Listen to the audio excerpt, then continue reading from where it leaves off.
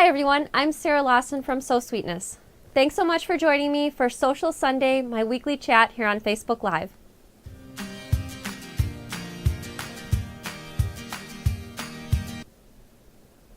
Okay, just as a friendly reminder, as always, everything that I talk about during my weekly chats I link to in the description. So if you're curious to find out more about any of the fabric, notions, anything that I talked about during tonight's chat, just click in the link in the description and it will take you to direct links to the products. So if you're interested in purchasing or finding out more about anything, that's the link to try. Okay, so also just about everything that I talk about during Sewcial Sunday are things that I've purchased myself. So these are not sponsored chats. These are just cool things that I've bought that I wanted to share with all of you. Okay, so my favorite part of Sewcial Sunday is the notion of the week. And this week's notion are these Dritz folding scissors. And about 6 years ago at an estate sale, I found a pair of similar scissors. They were actually all metal. The Dritz scissors have like a red rubber handle, but this is my sewing kit. And these are my personal folding scissors. And they're really handy because they're really easy to fold out into scissors. And it's great because I can put it in my pocket or in my sewing kit. And the tips of the scissors won't penetrate the fabric or poke a hole. And so they're safe to carry around as well. And I was really pleased to find these at the store. So they're still making them. Anyway, these are made by Dritz, and these are the folding scissors. And this is probably one of my favorite sewing tools, just because it's so handy and I use it all the time. And it's safe for my daughter to use as well. When we're sitting on the couch working on a little bit of hand sewing, we just close up the scissors when we're done. So again, these are the Dritz folding scissors, and I think you can find these in most big box and sewing departments in your local store.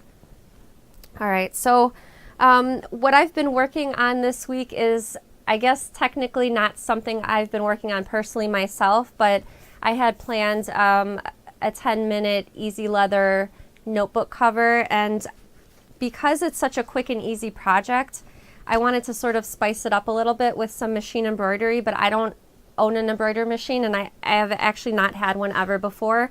So I put out a call on Facebook to my friends and asked for somebody to embroider some cork fabric for me. So my friends Mandy and Marion were very kind and gracious to embroider some cork fabric that I could use for my tutorial that I have planned. And so here's some things that Mandy sent me, and these are made using the Allison Glass OESC embroidery software.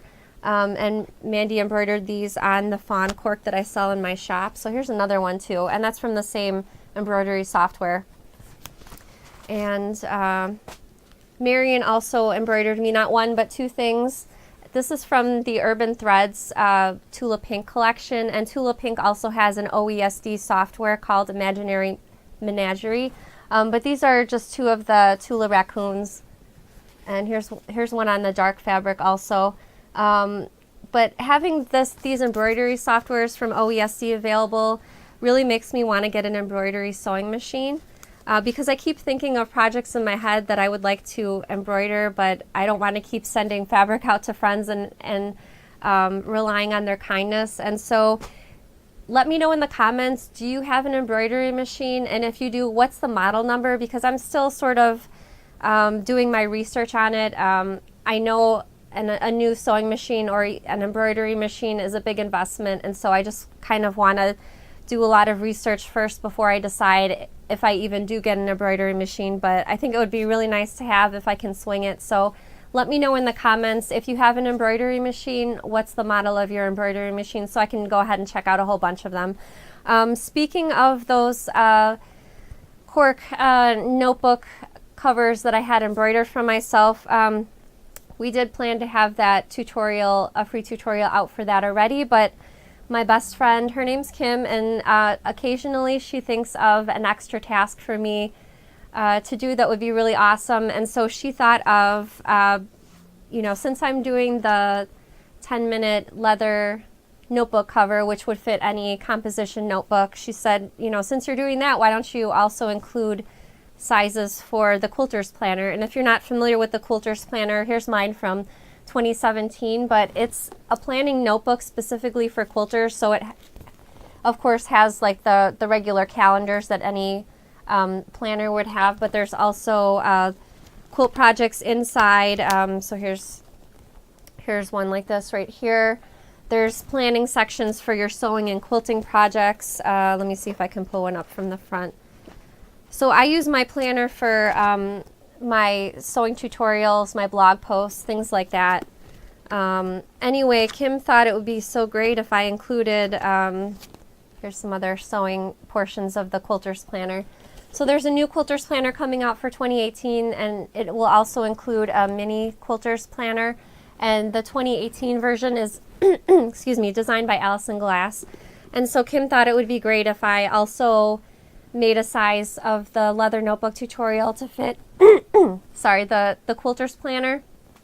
So I'm sort of laughing as I'm telling this story because she's my best friend and I love her, and I definitely think her idea is great to have an extra leather notebook cover for the planner as well, but it'll take a little bit of extra time to figure out the dimensions of the planner because it's larger than the composition notebook. And there's also the mini planner, so there's 2 extra things that I have to draft the sizes for, but we're going to be getting to that soon, and I think it'll be great in the long run to have extra portions of the tutorial to make different sizes for the leather notebook cover. So that'll be coming soon, and that's what I used for those embroidered pieces that I showed you a second ago. Yeah, I don't know where else I was going with that. I think that was it. But so the fabric of the week this week is the Panache fabric line, and this is designed by Becca Bryan for Robert Kaufman Fabrics. And I really love it's almost 30 fat quarters, and I really love the selection of colors because I think they're a little bit different than what I've seen in other bundles, but I especially love the peaches. These purples are really great. The blue it's not a turquoise, but it's like a royal blue, which is really nice. And my favorites are these black and white prints at the top of the bundle, especially this one. This one's my favorite one. But just a little bit of sneak peek information. This will be the giveaway for next week's Sewcial Sunday. So if you're interested in having this added to your fabric stash, be sure to watch next week's Sewcial Sunday because I'll be giving this away next week. But in the overlay in the corner of your screen, you can see some projects that Becca designed to coordinate with her Panache fabric line. And these are quilt patterns that she's designed, and you can find the quilt patterns on her website as well. But I think it's a really great variety of projects. This is a great bundle, and I'll be giving it away next week. Okay, I usually just talk about one fabric a week, but I went to a quilt shop a couple of days ago. We were filming a segment at a quilt shop, and I don't know if this has ever happened to you, but I came upon this fabric, and I'm a huge fabric nerd, so there's certain fabric designers, when I see their fabrics at a quilt shop, even if it's an older fabric line, I recognize the fabrics. And I found this.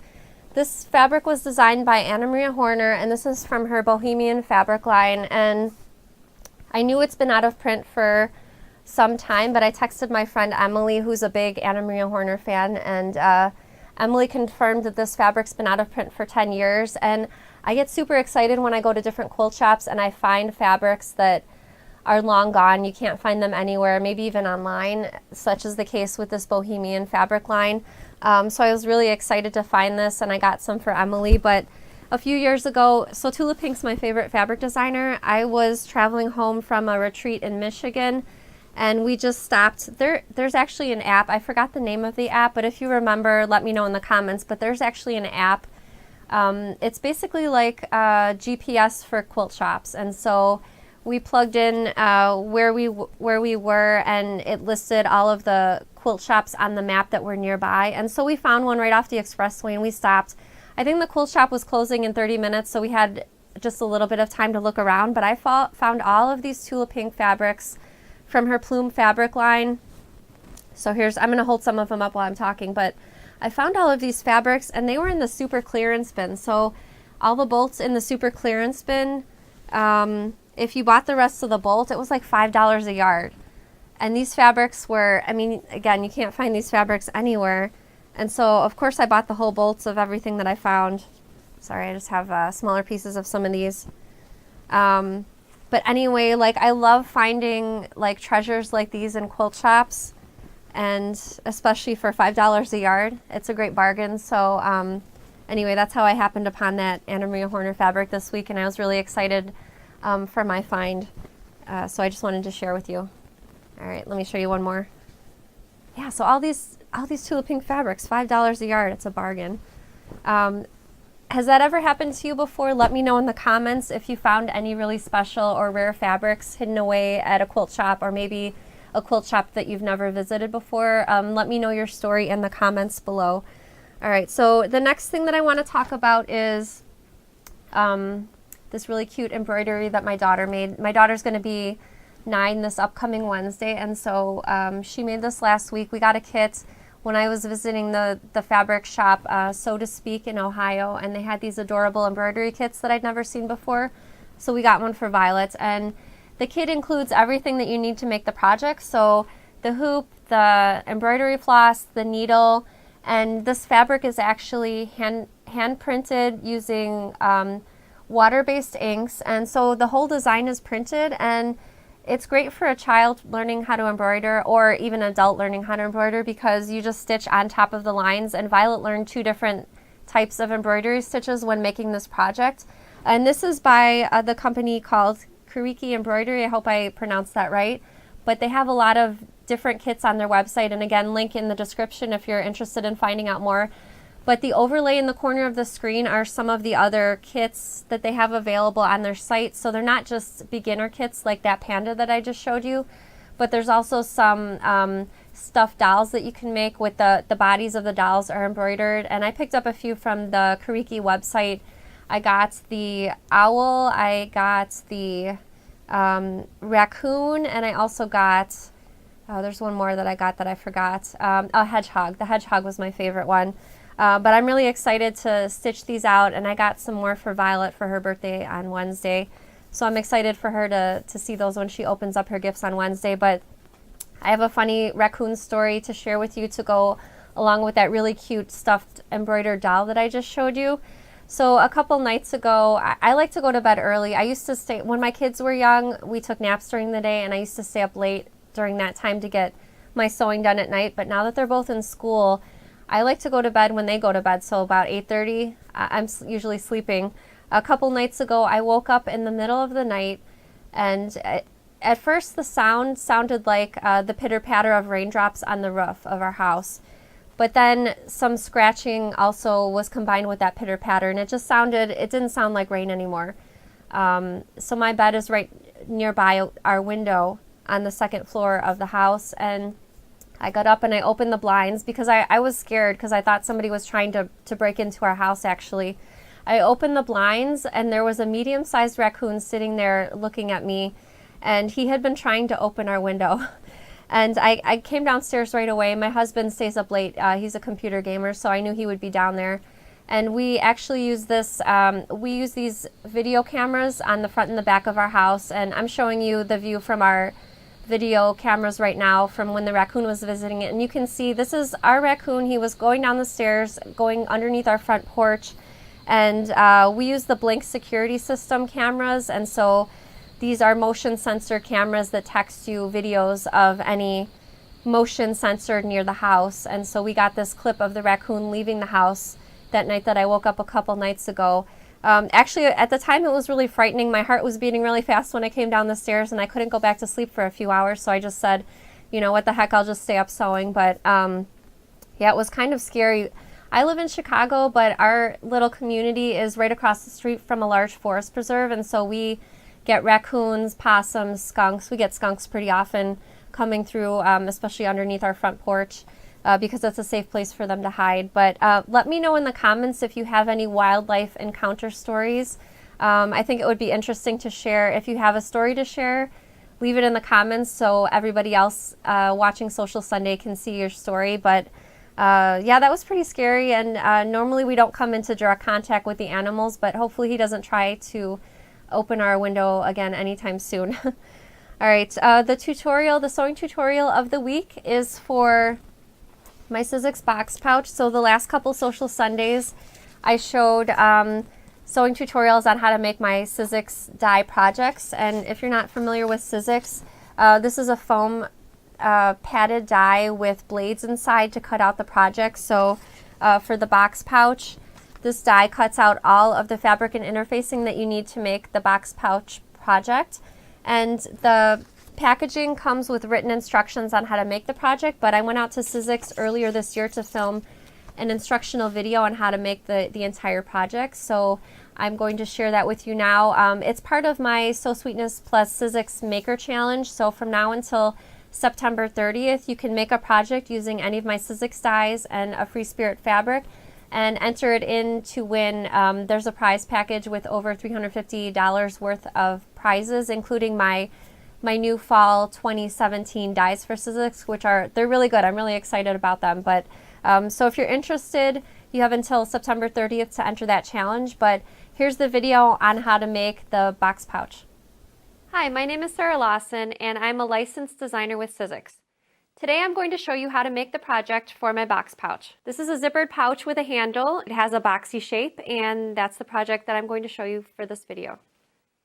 To start out, you'll need to cut out 2 pieces cut from your lining fabric. You'll need 2 pieces cut from your exterior fabric, which is going to be the outside of your box pouch. You'll need 2 cut out from the shape flex, which was a thin interfacing that you'll attach to the lining. And then you'll also need 2 pieces of foam interfacing cut out that you'll attach to your exterior fabric, and the foam interfacing just gives the pouch some nice body. You'll need a handle piece cut out from your exterior fabric and a handle piece cut out from your shape flex, the thin interfacing. And as you'll notice from the die, the main panel, so the body of the bag, and there's no blade on the top, so this piece will be cut on the fold. Today I'm using the Big Shot Plus machine, but you can use any of the machines in the Big Shot family. So I've got my cutting pad on the bottom, the die. I like to use washi tape to mark where that blade is missing, just so I can line up my fabric properly. Painter's tape or Scotch tape will work just as well. So I've got my tape, and as you'll notice where the blade ends, that's where you'll gently want to press down the tape. And don't press down too hard, because remember there's a blade there embedded in the foam. And for my box pouch, I wanted to use a large scale print. And so I've got this fabric right here with a bird motif in the center and the birds inside of a circle. And so I'm just going to fold that fabric in half so the circle is centered. And that fold is where I'm going to line up right against that washi tape right there. And that second cutting pad will go right on top.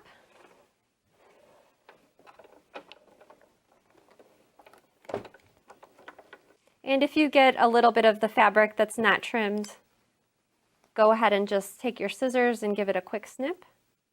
And as you can see, I've got that bird motif centered on my fabric. After you have all your fabric pieces cut out, you want to attach them to interfacing. So to start, you'll take your exterior fabric and machine baste it to the foam interfacing, and you'll use 1/8 of an inch seam allowance and just stitch all the way along the outer edge to attach the fabric to the foam. And for the lining fabric, you'll fuse the tacky side of the interfacing to the wrong side of the fabric using the manufacturer instructions, and you'll repeat that same process for the handle pieces. Next, you'll sew the zipper in place. The pattern instructions call for a 12-inch zipper, but I often use a longer zipper depending on what I have on hand in my stash at home. And so for this instance, I'm using a 14-inch zipper because it's quite easy to cut down. And the zipper will be pinned to the right side of the fabric with the zipper face down. And because we're using the foam interfacing, which is a little bit thicker, I like to use wonder clips to hold the fabric and the zipper in place.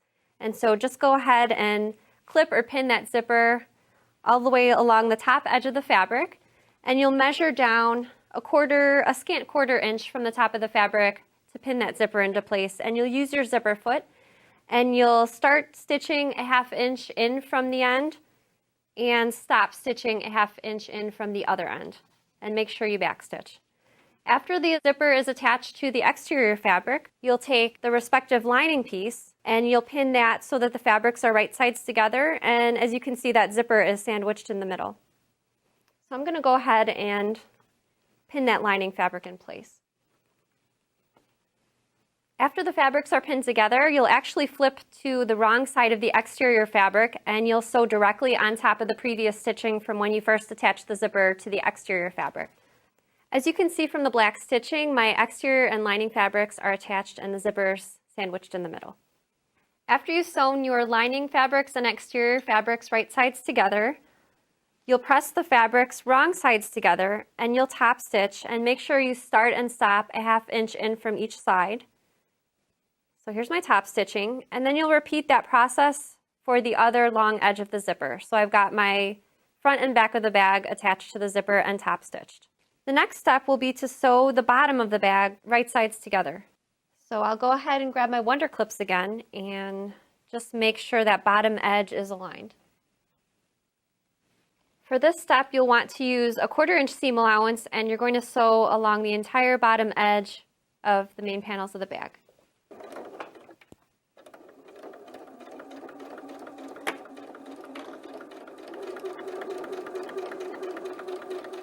And you'll go ahead and repeat this same process, but with the lining fabrics. The only exception will be that when you go ahead and sew the bottom edge with a 1/4 inch seam allowance, you'll need to leave an opening that's centered on the bottom of the lining, and that's to help you turn the bag right sides out.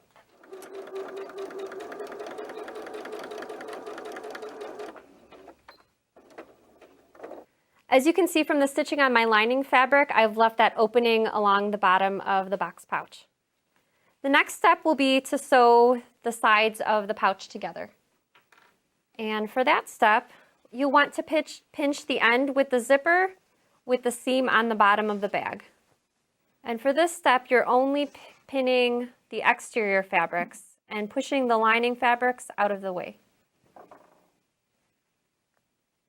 Once you have those ends pinned, I just wanted to make sure to mention that if you're using a longer zipper like I am, to make sure to pull that zipper head past the pinned edge. Otherwise, you'll end up sewing and cutting that zipper head off the end of the fabric, which would be a huge problem because then your pouch would not be able to zip and unzip.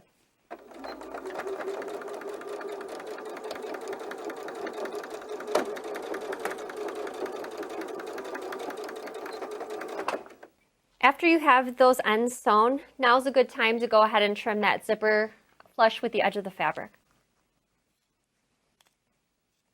Now let's repeat that same process with the ends of the lining. So again, we'll pin the fabrics right sides together and push that exterior fabric out of the way.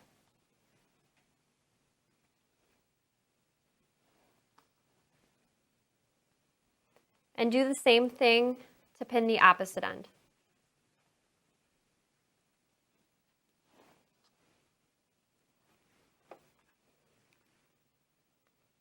For this sewing step, you'll want to use a 1/4 inch seam allowance.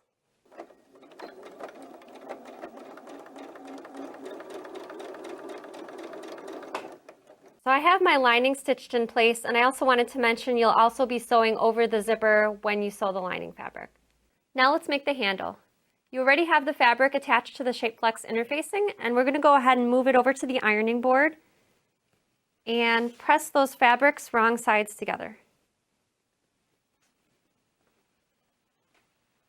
We need to enclose those raw edges so you don't have raw edges showing on your handle. So you'll measure up a 1/4 inch up from the bottom edge of the handle and a 1/4 inch down from the top edge of the handle, and then you'll just press toward the wrong side of the fabric.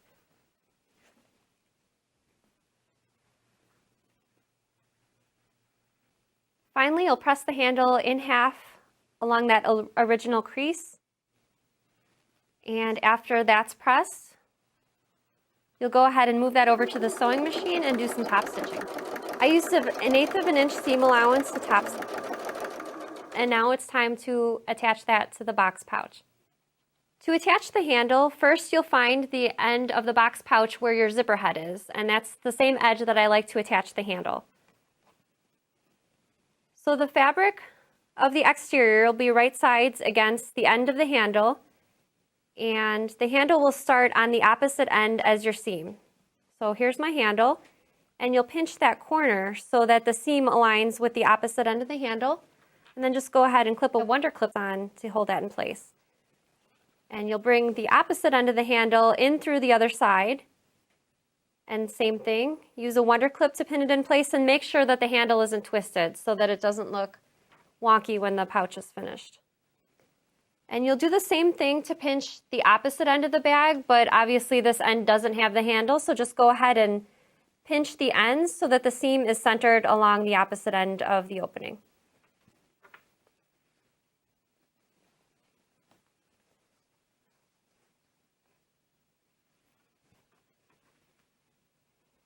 Okay, and you can go ahead and take that over to the sewing machine, and you'll be using a 1/4 inch seam allowance.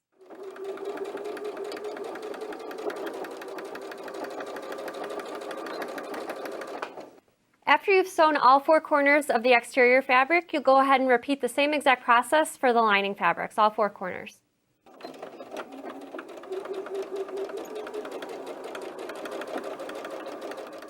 After you have all the 4 corners sewn of your exterior and your lining, you'll pull the bag right side out through that hole you left in the lining, and this is the step that I like to call the birthing of the bag. So you'll just go ahead and reach in that hole and pull everything out through the opening. And I like to use either a bamboo chopstick or a turning tool just to make sure those corners are poked out and they look nice. And you can go ahead and close up that opening in the lining either by machine. You can use an 1/8 of an inch seam allowance to sew those fabrics so that they're right sides together, or you can sew it by hand with a slip stitch. So my pouch looks a little bit lumpy, and I find that pressing the pouch really well helps it give it that nice boxy shape. I like to pinch the corners and create sort of a line, which is the bottom of the pouch, and then take your iron and just glide it along the bottom of the pouch, and it'll start to form a nice boxy shape. And the same for the top. Pinch the top corners and then press that edge right there. And you'll press those side edges in the same manner. Again, pinch the corners to form the side bottom edge. And then zip that zipper closed a little bit, and same thing with the top corners. Pinch and press. So here's the completed box pouch, and as you can see, this went together really fast and easy, and this is great for gifts, for craft shows, for teacher gifts, for Christmas presents, for just about anything.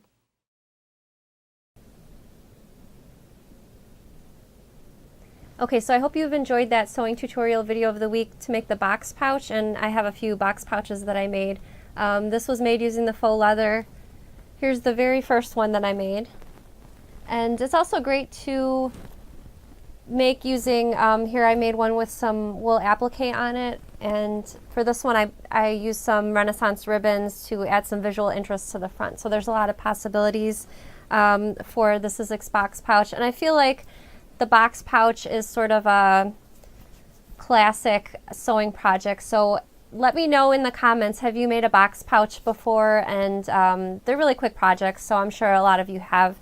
But I just wanted to thank all of you for tuning in, especially those of you who come week after week. So I wanted to say hello to Gwenna, Carrie, and Karen. Thank you so much for tuning in. I had a few questions and comments that I noticed while you were all watching that sewing tutorial video, and I also wanted to say in regards to all of our friends out there in Florida and everybody, I hope everybody's staying safe. In particular, my friends Vanessa, Sue, and Julie, our thoughts and prayers are with you, and I really hope nothing is getting damaged of yours, and your families and friends are safe as well. So a couple of the comments that I noticed that I wanted to bring up while that video was going on. Nicole said, because I was talking about embroidery machines, she says, I have those embroidery files. She was talking about the Tula Pink OESD that I talked about. She said, I just did the Tiger. I have 2 embroidery machines, the Bernina 750 and the Bernina 880. And I don't know anything about embroidery machines, so I'm just curious, Nicole, why do you have 2 different machines? Is maybe one machine smaller and maybe the other machine has a larger hoop? I'm just curious, and which one do you like better? Margot mentioned in regards to my raccoon story, she said, while we were camping, raccoons opened our cooler and stole our loaf of bread while we all watched from inside the tent. And I thought that was really funny. And there was also a story about leaving a cake on the counter to cool and the possums eating the cake. So that was another funny one. Thanks for sharing your wildlife encounter stories. Okay, so my giveaway of the week, I always give away a prize pack to one lucky winner. This week's prize pack is from Sulky. So Sulky sent 3 packs of stabilizers, 3 different stabilizers. Some are iron-on, some are tearaway. And my favorite part of the giveaway package is this Sulky Cotton and Steel 6-spool thread pack. And this is designed to coordinate with the Magic Forest fabric line. So it's got a neutral, a couple of peaches, a really nice royal blue, and a gray and a black thread. And these are 50 weight threads. So these are made by Sulky, and these are designed by Cotton and Steel. So one lucky winner will win the Sulky the Sulky Stabilizer 3-pack, as well as the threads. And you have until the end of the day, September 16th, which is Saturday, to comment. I'll draw one random winner at the end of the day on Saturday. And all you need to do to enter is to leave me a comment below. And I just want to know what your favorite thread color or most used thread color is for your project. So me personally, I use white for a lot of thread projects. I know I probably should use off-white because it will go with more fabrics, but I use a lot of really bright fabrics in my projects, and so I use a lot of bright fabrics in my projects, and I try the best that I can to find a coordinating thread. Otherwise, it's white. So let me know in the comments what your most used thread color is. And that's the end of the chat. We'll be adding a second Facebook Live on Thursdays at 7 p.m. Central Time. And the Thursday Facebook Live will be completely different content from Sewcial Sunday. So I just had more things that I wanted to talk about, but I didn't want to add them on to Sewcial Sunday because it would be a really, really long chat. So we decided to add an additional chat on Thursdays at 7 p.m. Central Time. And like I said, it'll be completely different content. So I hope you'll tune in this Thursday. And if not, I hope to see you again next Sunday for Sewcial Sunday at 5 p.m. Central Time. Happy